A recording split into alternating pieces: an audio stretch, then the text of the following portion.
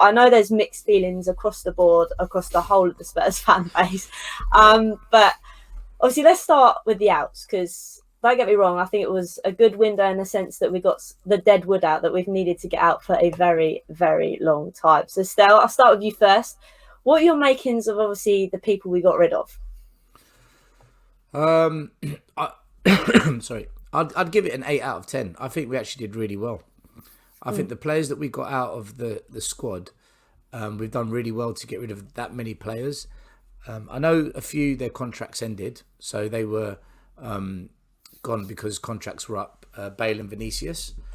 And then there's a couple that just, it was the end of their loan. Yeah, they're on loan, their contracts ended, the loan contract. Then some just left on a free. Danny Rose, Lamela, Gazzaniga. So we didn't renew their contracts. They've gone. And we actually sold, I think, 3 or 4. Foyth, Alderweireld, Sissoko, Aurier. No, Aurier, another, just a contract ended. So, so that's a lot of players there that needed to go at some point. You probably would have wanted Lamela, Toby, Foyth, kind of the latter ones to go. You'd rather get rid of a few more before then. But look, if the opportunity comes, you've got to get rid of them. So we got rid of them. And I think by the next summer, we would have got rid of all the deadwood because we've got rid of so much. So I actually think Tottenham, I can't believe I'm praising Tottenham, but I am. I actually think we did really well when it came to the players out. And it means now, if Højbjerg or Skip get injured, Sissoko can't come on. If Tanganga gets injured, Aurier can't come on. You know, and these are good things. You know, if Lloris is injured, Hart is not the goalie. These are good things. Yeah, 100%. So I'm happy with it with the outs. Yeah, I think that's the main thing to take into consideration as well, because obviously when those players did step in, the whole thing just kind of dropped off to a peak. Yeah. You obviously bring in Sissoko, and it was just, oh my god. Yeah, we don't even need to talk about Sissoko. I mean, John has said there is obviously some of the planks in the squad. Now, Sam, I'll come to you. Obviously, it's quite hard to get rid of all that deadwood in one transfer window. So that being said, what are your kind of thoughts and the outs, shall we say, on the transfer deadline day? I think context actually matters a lot here, especially before you give a rating, because, you know, before we even had Paratici come in, we were a football club stuck without a manager for 60 plus days, had all this deadwood. And I think that a lot of progress, if anything, too much progress has been done than expected to get to where we are right now. So I think, you know, if it hasn't been done right this season, well, there's definitely been an attempt made. We've got rid of a lot of deadwood, like you said, to lose Sissoko, to lose Aurier, Toby Alderweireld. Okay, I never really saw him as much of a deadwood, and I was quite sad to see him go. But at least we did make ends meet by getting Romero in. And on top of that, we've also managed to sign a fullback from Barcelona. Sorry, just had a call. Managed to sign. He's meant to be on another stream. That's what it is. So I think I'd give this transfer window 7 out of 10, and I give a lot of credit to Paratrici, the Italian bloke that doesn't sleep, and I can tell that he doesn't sleep because it would take a sleepless effort to fix even a small problem of what's going on in our club. So fair play to him. I think there does need to be a lot of credit handed to him because, like I said, I don't think we would have even seen this if we didn't have a director of football, and one especially of the name of, I can't say his name, so I just call him Don Fabio. But I think obviously the other hand of the tail is obviously the ins. Now, I know it's not obviously the best kind of transfers we could have had in, but I also think it could have been a lot worse. So, Stella, I'll come to you. What's your kind of thoughts on obviously the people we brought in? I don't think they're the players necessarily for right now, but I think with the ages that we've let go and then bringing in this young prospects of talent, I think isn't the worst case scenario. So I praised Tottenham 8 out of 10 for the players out, and I give us a 4 out of 10 for the players in. I don't think we've done great at all. And this is just my opinion, not being negative, because I've praised what we've done with the players out. I just feel that what we've done is we've brought in players for the future. We're hoping that they adapt to the Premier League, hit the ground running, and everything goes swimmingly well, like we've done in the past with Bergwijn and Sessegnon and Vincent Janssen. I'm not going to go through the whole list. And we're also hoping on top of that Lo Celso and Ndombele, Bergwijn all hit the ground running, have a good... There's so many ifs and buts and hopes that I just feel like this is typical of every season that we go into. It's too many unknowns. I just want to see a season where we buy players and we're certain. Right, we buy Dybala, we know he's going to be good. You buy Bruno Fernandes, you know he's going to... I just want players to come in that we know are going to do good.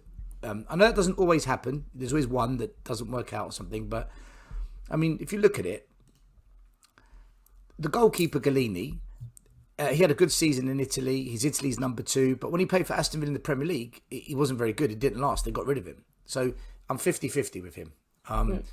Emerson Royal, he hasn't really played for Barca. He mainly played for Real Betis on loan, and he had a really good season there. But this is the Premier League. I think he'll be good, though. I think. Romero, he looks like the pick of the bunch. We've spent the most on him, and I'm confident with him. I think that is the kind of signing I want to see Tottenham be making.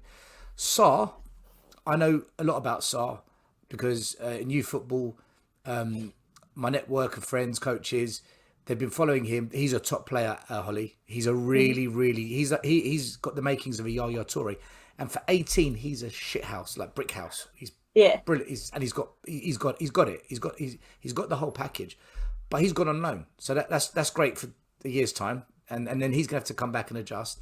And then we've got Brian Hill, who I've got a good feeling about him, you know. Just watching him, the way he moves, the decisions he makes, the way he moves off the ball. He's a brain. And he looks very active. He's everywhere. And he looks like someone that's going to cause problems. But there's a lot that needs to come together there. And there's a lot of young players that need time.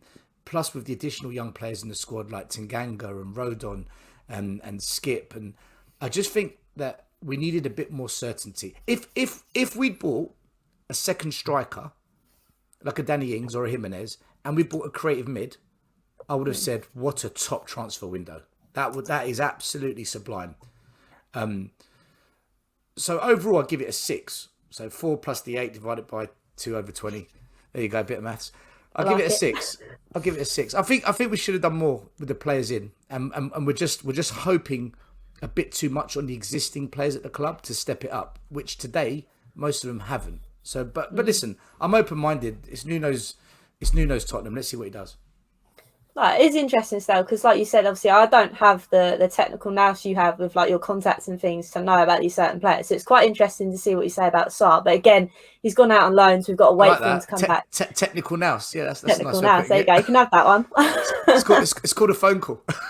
Yeah, I suppose that's the bog standard way of saying it. But no, I think it's quite interesting the way you say that, and it is true. Like we are hoping a lot. I just don't know whether. Sam, maybe in the January transfer window we have another injection of getting some other young players in or someone that is substantially. So I'll give it to you now, Sam. What are your kind of takes on the ins? What's your kind of like first thoughts?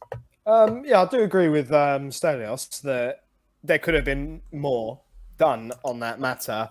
But like I said before, you know, it is context for me. And I didn't think we were going to make a statement signing of a centre-back. That's to start with. And I know a lot of the signings are then just like prospects or, you know, second keeper that we've signed, etc. I think, though, come January, I don't want to sound optimistic, but maybe we will be able to actually make a signing or two because I know that Romero's is an obligation to buy. So I know that when you do that, you basically still have money left in the bank, if I'm not mistaken. So that being said, that's clever business from the board. So one could hope that, you know, come January, when we've got a better understanding of how our season has been, there could be some players that we sign here. Overall, I'd say, you know what, I'm going to give the same rating as well. For the players that have come in, I'm going to say 6 out of 10, maybe a 6.5 out of 10, actually. Perspective again, and, you know, we've done so well to actually try and even fix part of the problem. And I like to give my credit to those like Patrici that have helped to try and sort that. So, and also like Stel said as well, this is Nuno's first season. This is Patrici's first season. Yeah. So I don't really want to start getting in on them that quickly because they've all made attempts and efforts to try and fix what was a really, really bad mess from last season. So let's see where the season goes. You know, we're currently first; they're currently 20th. We've kept some clean sheets throughout. So you know, let's just like calm it down a bit and wait until the going gets tough, and we'll think about what needs to be done. He said here that no second striker and still not replacing Eriksen still leaves us short. Now that is very true, and I feel like it's been very true for a very, very long time. Now, still. Why is it? Why I know you can't get into the mind of the bald egg Daniel Levy, but why is this? Do you think it's just because nobody's going to play second fiddle to Harry Kane on the bench? I don't know. Why are they trying to wait for Ndombele to become the new Eriksen? I just don't really understand. I don't think they want to pay the money. You know, on the one hand, we had 90 million euros to spend to buy Martinez from Inter Milan. We didn't buy him. Where's that 90 million gone then? Unless it's all gossip, transfer talk, and it's all hype, and it's not really happening. But we were linked with Vlahovic, Martinez. They were both 50, 60 million pound players. We never spent that money.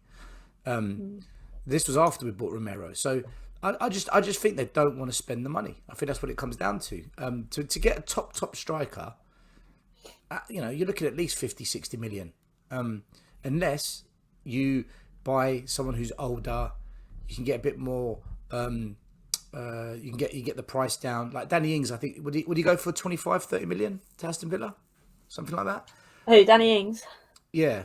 Yeah, I think it's 25. Yeah, so we could have spent the money and bought Danny Ings. I would have taken Danny Ings for a year or two, but they probably look at it as, oh, but we can't sell him on for more. Where's the value in it? So for me, the answer to the question about the striker is I just think it stinks of Levy. That's my answer to that. As for the creative mid, they probably looked at it and thought, do we try and get the best out of Lo Celso? The fact that Ndombele was staying means they're going to probably try and do something there. I think they made a decision to try and get the best out of the players they've got rather than spend the money and get an established player. And this is what I said to you at the beginning when I said there's a lot of ifs and buts with this season. A lot of players have to come together and step it up. And I think we're taking a big risk with what we've done, but time will tell. You know, like I said, I'm going to give Nuno deserves a chance, and if he can get a number out of them, then you know what? Wow, what a good manager we've got. Be a good tune, wouldn't it? But that is the thing. Like you said, I mean, we don't want to spend big money on old players because, like you said, Levy and the board won't make a profit from that. So, Sam, what's your kind of thoughts? Do you think, obviously, we are waiting for Ndombele and Lo Celso to step it up? Do you think Nuno can get the best out of them, or like Stel said, do you think it's just a chance we're willing to take? It's a bit of both, really, isn't it? I mean, at the moment, we haven't got Ndombele to step up. So we're just counting our luck, and our luck has so far worked in our favour. I want to actually make a point, though, on this whole, like, you know, why we didn't sign for a striker thing. This is such a Levy thing, etc. I think one of the issues as well was the fact that we didn't know if we were going to keep hold of Kane. And when we were bidding these large numbers, clubs were under the impression that we were not only going to lose Kane, but we were going to get the money that we wanted for Kane. So they would be stepping up their price, going like, well, you've got more money, so well, up your bid a bit. And, you know, that's why I think that was the main issue with Martinez at Inter, along with the owners and the board in dispute, because I think the owner was happy to let him go. The board did not want to let him go. In the end, it all boiled down to pretty much Martinez saying, oh, I want to stay at Inter. So that kind of like ended it, because I think at that point, it looked like we were going to keep hold of Kane, and we weren't in a position to try and offer more money. So I think it was the way the board handled the situation with the impression of losing Kane and not upping the money. That's one aspect of it. Had we got Ings, it would have been a very different outcome of how we'd be feeling. Oh. Now, it looks like we're going to be rested on Son or Bergwijn to be backup striker, maybe even Dane Scarlett. And I don't want that unnecessary pressure on Dane. You know, he should be having that for Europa Conference League. So basically, Kane, please don't get injured this season. That's all it is to it.